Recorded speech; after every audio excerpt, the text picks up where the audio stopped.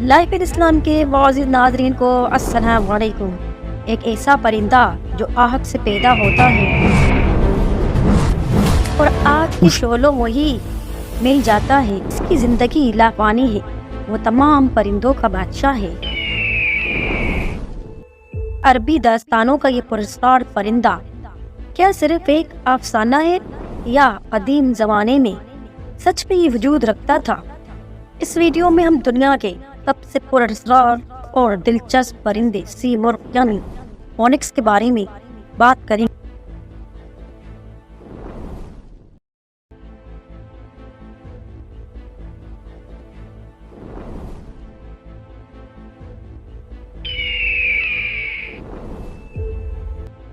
دنیا میں بہت سی قسم کے پرندے موجود ہیں جو اس کائنات کی خوبصورتی میں اضافہ کرتے ہیں، لیکن ان میں ایک پرندہ ایسا ہے جو اپنے دلچسپ اور خوبصورت اور حیرت انگیز خصوصیات کی وجہ سے صدیوں سے زیر بحث رہا ہے۔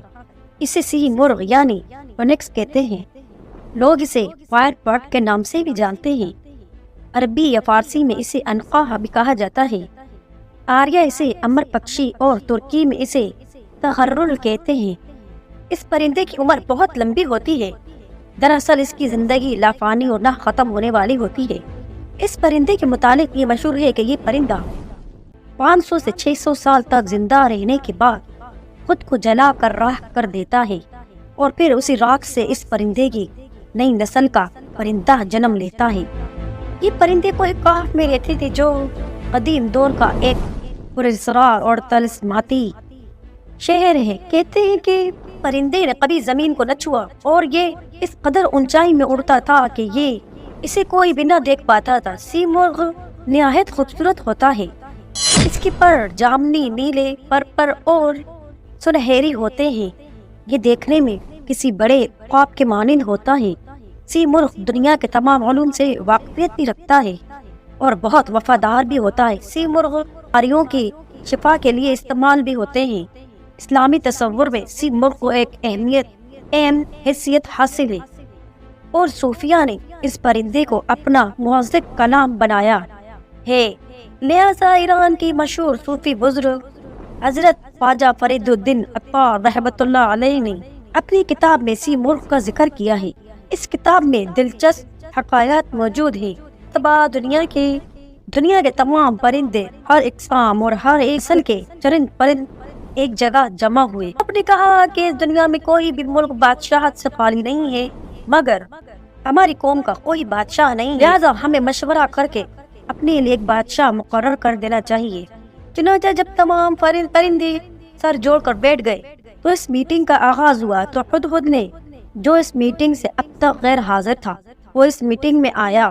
ہدہد وہ پرندہ ہے جسے عقل کامل عطا کیا گیا ہے اور وہ ہر ایک نیکی اور برائی سے آگاہ تھا۔ ہدہد نے کہا، اے پرندوں کی جماعت، بے شک میں ایک پیغام رساں بھی ہوں اور میں غیب کی باتیں بھی جانتا ہوں، اور میں حضرت سلیمان علیہ السلام کے ساتھ بھی رہ چکا ہوں اور ان سے ہم کلام ہونے کا شرف بھی حاصل ہے۔ میں کہیں پہاڑیوں، کہیں بادیوں اور کہیں وادیوں میں بھی رہا ہوں، اور میں اس پرندے کو بھی جانتا ہوں جو ہم سب کا بادشاہ ہے۔ اگر تم میرے پیچھے چلو گے تو میں تم کو اس تک پہنچا سکتا ہوں۔ بے شک ہم سب کا بادشاہ وہی پرندہ ہے جس کا نام سی مرغ اور وہ کوہ کاف کی ایک وادیوں میں رہتا ہے۔ اس تک پہنچنے کا راستہ بہت لمبا اور بہت ہی طویل ہے۔ راستے میں بہت سارے خطرات، دریا اور خشک زمینیں آتی ہیں۔ اس راستے میں جانے کے لیے بہت ہی ہمت کی ضرورت ہوتی ہے۔ ہدہد کی باتیں سننے کے بعد تمام پرندے سی مرغ کو دیکھنے کے لیے بے تاب ہو گئے۔ ان کے دیدار کے شوق نے ان کے جوش و جذبہ پیدا کر دیا۔ چنانچہ سب پرندے اس راستے پہ چلنے کے لیے تیار ہو گئے۔ سفر شروع کرنے سے پہلے ہدہد نے انہیں اس سفر کی تفصیل بتائی۔ اس نے بتایا کہ اس راستے پہ چلنے کے لیے تمہیں 5 وادیوں کو پار کرنا پڑے گا۔ پہلی وادی کا نام استغنا ہے۔ یہ بے نیازی کی وادی ہے جہاں ہر ایک چیز کی حیثیت کم ہو جاتی ہے۔ دوسری وادی عشق کی وادی ہے، اس وادی میں جو بھی جاتا ہے آگ بن جاتا ہے۔ تیسری وادی طلب کی وادی ہے، اس وادی میں تکلیفوں اور مشکلاتوں کا سامنا کرنا پڑتا ہے۔ چوتھی وادی معرفت کی ہے، اس وادی میں کہ بے شمار راستے جہاں چلنے والا ہو جاتا ہے۔ پانچویں وادی توحید کی وادی ہے۔ اس وادی میں کثرت سے وحدت نظر آتی ہے اور یہ راستہ ایک پیچیدہ راز ہے۔ چھٹی وادی حیرت کی وادی ہے۔ یہاں صرف درد اور حسرت ملتی ہے، ہر طرف افسوس ہی افسوس ہوتا ہے۔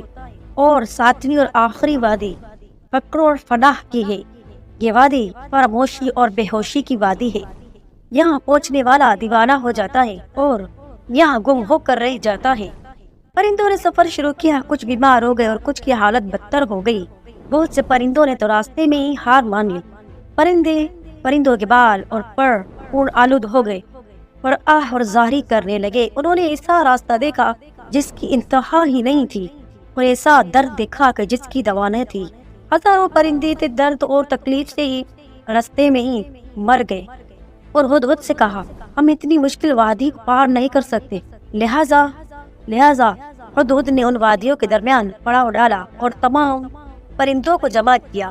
ہدہد نے کہا کہ میں نے تمہیں پہلے ہی کہا تھا کہ کسی ملک تک پہنچنا اتنا آسان نہیں ہے، لیکن تم لوگ مجھے اپنا رہبر مان کر میرے پیچھے چلتے رہو اور تم اس خطرات اور مشکلات کا ڈٹ کر مقابلہ کرو، اور یاد رکھو دنیا اور آخرت میں اگر لافانی ہونا چاہتے ہو تو تمہیں اس بادشاہ تک پہنچنا ہوگا کہ پر کی ایک چھاؤں تمہاری تمام تکلیفوں کو دور کر دے گی اور تمہاری قسمت کو پلٹ دے گی۔ ایک پرندوں کی جماعت، اس دنیا میں تمہیں تھوڑی ہی دیر رہنا ہے اور ایک دن تمہیں موت ضروری آنی ہے، لہذا دنیا کی نجازت میں کیڑوں کی طرح مرنے سے بہتر ہے تم لوگ اپنی سلطان کی بارگاہ میں پیش ہو کر مر جاؤ۔ اور ہدہد نے کہا، اس فانی دنیا کی محبت اپنے دل سے نکال دو، اپنی دلوں کو پاک کرو اور حوصلہ بلند کرو اور اس خیالی دنیا سے بیزار ہو جاؤ۔ پرندے پھر سے حوصلہ مند ہو گئے اور پھر سے ہدہد کے پیچھے اڑان اڑنے لگے۔ آخر کار اس سفر کو صرف 30 پرندے ہی طے کر پائے اور منزل کو پہنچ گئے۔ وہ کوئی کاف میں داخل ہوئے۔ اس وادی میں داخل ہونے کے بعد انہوں نے اپنے جسم کو دیکھا تو ان کے پر ان کے جسم پہ بالوں بھی موجود نہ تھے اور ان کا جسم آگ میں جل رہا تھا۔ تمام پرندے فانی ہو گئے تھے۔ دراصل انہیں نئی زندگی مل گئی تھی۔ انہیں کوکاف میں اونچی چوٹی پر سی مرغ نظر آیا۔ جب وہ سی مرغ کے پاس گئے اور غور سے اسے دیکھا، انہیں اس میں اور خود میں کوئی فرق دکھائی نہیں دیا۔ جس منزل تک پہنچ کر نہ ان کا رہبر رہا تھا اور نہ ہی راستہ، وہ لافانی ہو گئے تھے۔ لہذا انہیں پتا چل گیا کہ جس سی مرغ کی وہ تلاش میں وہ آئے تھے، دراصل وہ خود تھے۔